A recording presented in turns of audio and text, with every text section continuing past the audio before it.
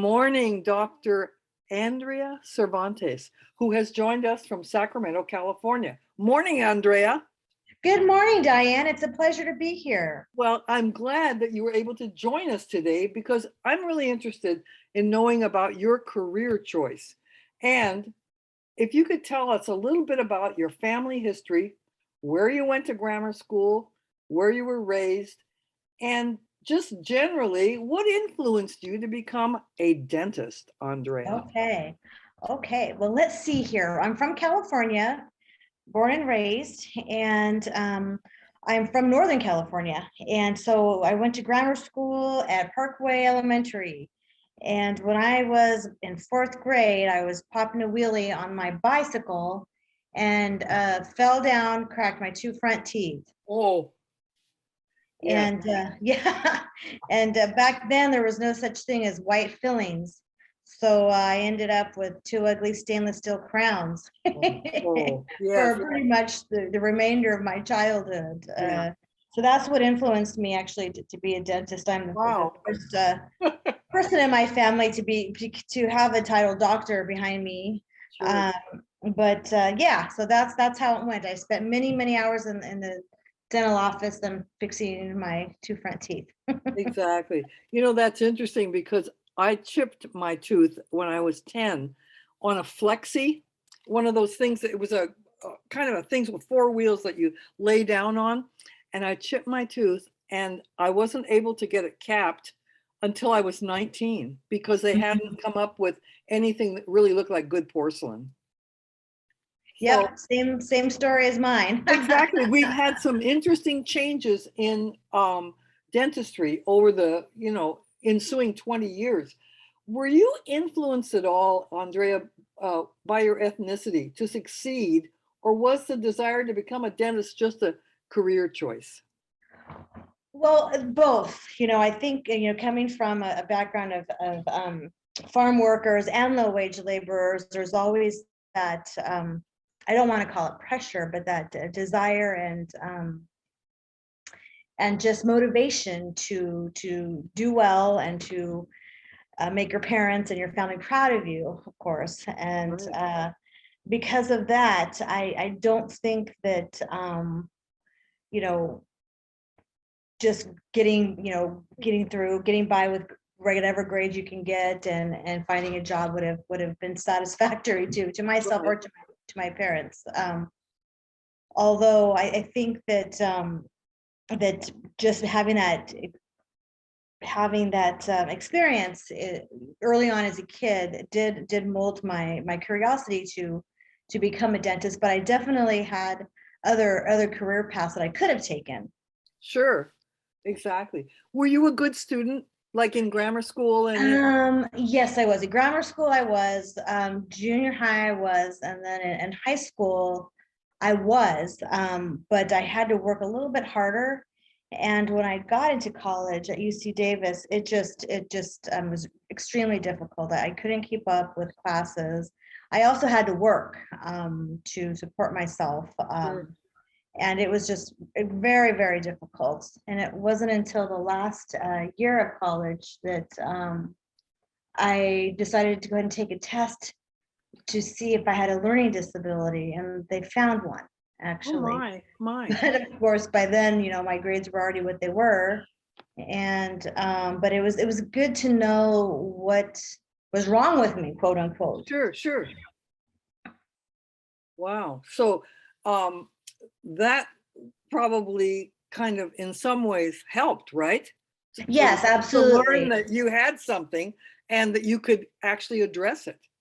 Absolutely, yes. So it was nice to know that I knew exactly what it was, and it was in the reading comprehension area and auditory processing. So I do much better with seeing things and seeing diagrams, more of a visual Sure, learner. sure. So that really helped me in dental school Yeah. with Well, Andrea, getting into UC Davis is not the easiest thing in the world. I know people that have been trying for a number of years, trying to bring up their grades to get into UCD. So you were able to do it like kind of first time around. Yes, yes, I was. So, Yeah, so, I'm really and, thankful that I would have that opportunity to oh, go that's, to a four-year university and also to dental school. I and had with to one that, actually get a, it's a oh, good one, yeah. well, thank you. I had to actually get into graduate school to pursue a master's degree to get my grades up in order to even be looked at Right, for the professional program right. for dental school. But it was worth it. It was a really good journey, actually. It was humbling, of course, but I know, I know. Don't you, I mean, isn't it amazing when you hear people say, well, it was actually the process that was important. It was the journey that was important. And boy, you learn a lot from journeys. yes, absolutely. I think that for me anyhow, my struggle in school was to really try and focus on the material and not so much worry about, okay, well, I have to, pay rent and find ways how I'm going to get food and things Sure. like that. So just it was difficult to actually just set your mind to think about your grades and your schoolwork in front of you when you're worried about, survival. Right, sure, sure. So what was dental school like? I mean, was your coursework hard? And what are some of the classes you had to take? Okay. Well, when I got into dental school, I was 29 years old. So, and most kids in dental school are, 22, maybe 23, even younger. So I think the age and just my experience, my life experience, really, really helped me with getting through the classes. Sure. Uh, But we had to take quite a few difficult courses, and a lot of them at the same time. Right, and mostly science-based, or was there like anatomy and Oh yeah, yeah. did We you had to. study the whole body, Andrea, or just the head? Well, we did have a cadaver. Our first week of school, we picked our cadaver as a group, and we used that was our dead body that we had to dissect from Yes, head to toe, pretty much the first year of dental school. and you So did that the whole body, right? Not just the teeth or the um, mouth? correct, correct. It was torso from the waist up is what we had Wow, to uh-huh. So to would you say that dissect. some of your courses were very, very hard? It was, there was a lot of terminology and just concepts and many of those classes all at the same time, kind of all at once that was difficult to soak in and comprehend. Mhm. But luckily, I was able to do okay. During college, I was a dental assistant, Oh, so wow. that really helped me with learning about dentistry beyond just coursework Right, uh-huh. and how a dental office functions and whatnot, as a general dentist. Sure, sure. So where did you go for your dental degree? At UOP, School of Well, Dentistry. that's great. It's, yeah, in San Francisco. Uh-huh. It's now been renamed for our late dean, Dean Degoni. So our school was renamed a few years ago, but Oh, it's still, for all intents and purposes, it's still UOP. right, exactly. And where did you intern? Do you Well, intern? Do dentists intern? um, in dental school, we don't really intern, but however, after dental school, I did take an extended year program called AGD, and that's the acronym for the Advanced General Dentistry Rotations. Mm, So you get a degree, it's sort of like a specialty in general dentistry. So in that particular program, I did bounce around at different rotations, oral surgery rotations in Oakland, and I had to go to a children's pediatric program to learn about pediatric dentistry. So that's where I really got into more in depth of sure, hands-on clinical work sure. through my residency after my dental school program. Wow. Well, some of us are really admiring what you've done over the past 30 years in your life. And we know that, like, as a young Hispanic woman, it's not always the easiest thing to be able to really move around in a society that sometimes keeps people out of doing things. But you must have had some strong inspirational models or values in your life to have made these life choices. Who has been inspirational for you? Well, that's a good question. I all throughout my life, I think I've had good role models. Of course, my family and neighbors and school teachers as well. But I think just living in California, and in particular in Sacramento, we really are integrated. So there's many different types of cultures in our community. So I never really felt that I couldn't do something because I was female or because I'm, Hispanic. Yes. And later on, when I realized I had a learning disability, you think, okay, well, what else? Bring it on, bring it on. Sure. But just you have to have this mindset. I think a lot of times kids will eventually get there, young kids will eventually get there, in high school, where you just kind of have to ignore what could go wrong and just jump in and do it. God, Because that's good advice, Andrea. yeah, I mean, you can think about all the things that could go wrong, but then you'll never act on anything. So I think the best thing is to just pick what you want to do, pick something that could make you happy, Yes. and just go for it. Right, exactly. So you're saying that you would encourage young women of any ethnic group or race to go into dentistry if they've got like the curiosity, the passion, and if they've had some good grades in science, right? Absolutely. I've actually been able to see the change in demographics in dentists throughout my career. And I started dentistry actually when I was 20 years old as a dental assistant while in college. But now about 50% of dentists are women now. And it wasn't like that in the 80s and the 90s. Absolutely And not. with just the way our community is, and it is fairly integrated. There is lots of different ethnic backgrounds. It's really important to have healthcare professionals that can identify with all different types of communities. You don't just want one type of person in your mouth, Absolutely. right? So Absolutely. it's it's helpful to have someone who lives in that community that you're serving, and because you understand what goes on, and just the demographics of that community. Sure, sure. And I should mention at this moment that Sacramento, California, it's not, it has a reputation for a one-horse town. It had for years, and boy, has that changed when in 1 month we have 38,000 people moving from the Bay Area to Sacramento. But at this point, Sacramento is the most diversified community in the United States per capita.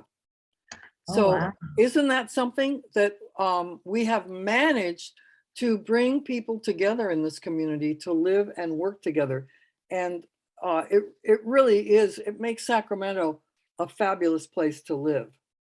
So I kind of know you, Andrea, and I, kind of say, oh my God, I bet she has really good chair-side compassion. So how how do you prepare yourself to keep your patients calm? What types of things do you say to them? I mean, a lot of us, dentistry and having somebody work in your mouth is one of the most difficult things they have to go through.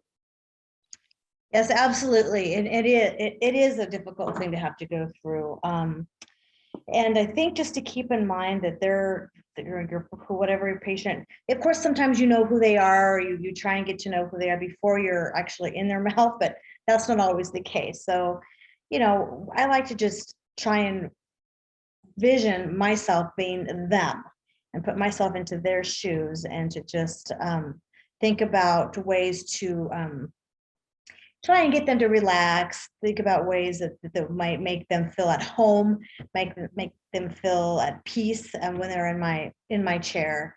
And just know that, just try and just develop trust with them, find something that you have in common with them. And it's easy to do, and then you have to think about, well, they're coming to you for a specific reason. There's dental office in pretty much every corner, every corner, in major, any major intersection. So why is it they're choosing me? And that allows me to feel confident about explaining the procedure to them, or to getting them just to relax a little bit. And my front end, my front office, I guess I should explain that I'm a solo practitioner in a small private practice. So Yeah. I don't do all the work as far as that's concerned. I can't take all the credit. My office manager and my receptionist actually prime them before they come back to see me, and my dental assistants are also wonderful. So it's more of like a group effort. See, that's wonderful. And we had talked a little bit prior to there's some benefits to being a dentist, especially today. What would they be? Well, I think now days, since I do have a corner shop, what I really enjoy about being a dentist is being part of the community. So you're not just someone who, cleans their teeth twice a year. Being a small business owner actually gives you the opportunity to really network with the community, really get to know your community, your patients, Right. and their life and the things that they're going through in their life, and you can be supportive in their own lifestyle, where I have patients that are in baseball leagues, or are running for mayor, let's say, or their kids are in a play, or they have fundraisers for whatever organizations they're in. So it really gives you an opportunity to be part of their lives, be part of the community, and participate in certain things within the community. And my business is in Elk Grove, which is of course a suburb of Sacramento, and although it's an incorporated city, it's really wonderful. It's a nice place to live, and of course, any job has its challenges. You'll get those patients that no matter what you say to them, they don't want to hear it. And Of course. in that matter, you just say, okay, let me refer you to my colleague down the street. They'll probably see the same thing that I am, but go ahead and talk to them. And there's always ways to get around Sure. somebody who just really is just not happy in your chair. Yeah. Oh, yeah. I think this is great, Andrea, that you have been able to find some real benefits to being a dentist. And and you do have, at least in your practice, you do have flexibility, right? You don't have to be on 8 hours a day. Well, that's yes and no. You don't have to, but being a small business owner, you pretty much are a lot of the time more than 8 hours a day. But the flexible part is that you can take time off when you want to as well. So I can work 3 days a week, 10 hours a day if I want to, not with patients, of course, but just, there's paperwork and whatnot. Sure. And then take off 2 or 3 days a week if I want to. So there is flexibility in that, for sure. Right. And you could just not be a practice owner and be an associate dentist, where you have lots and lots of flexibility to work whatever days you want to, and take off as well, and not have the extra responsibilities of running a business. So it's nice. It is nice owning a practice. It's wonderful. I don't know if I could ever be an employee of anyone's at this point. But when you're your own boss, it makes a difference. It really does. Yeah.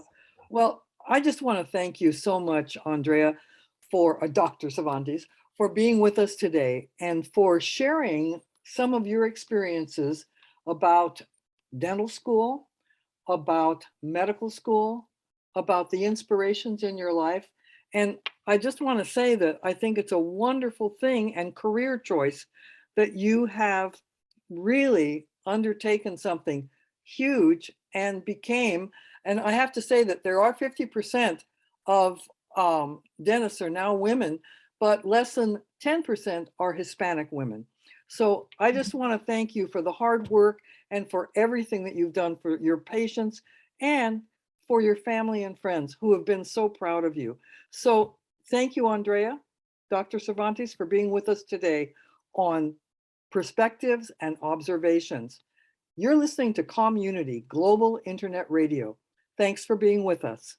Thank you so much, Dan, for the opportunity. I really appreciate you choosing me. I feel honored, and I hope I answered all the questions. And if there's any other questions I didn't answer, I'll send out my email, and we can communicate.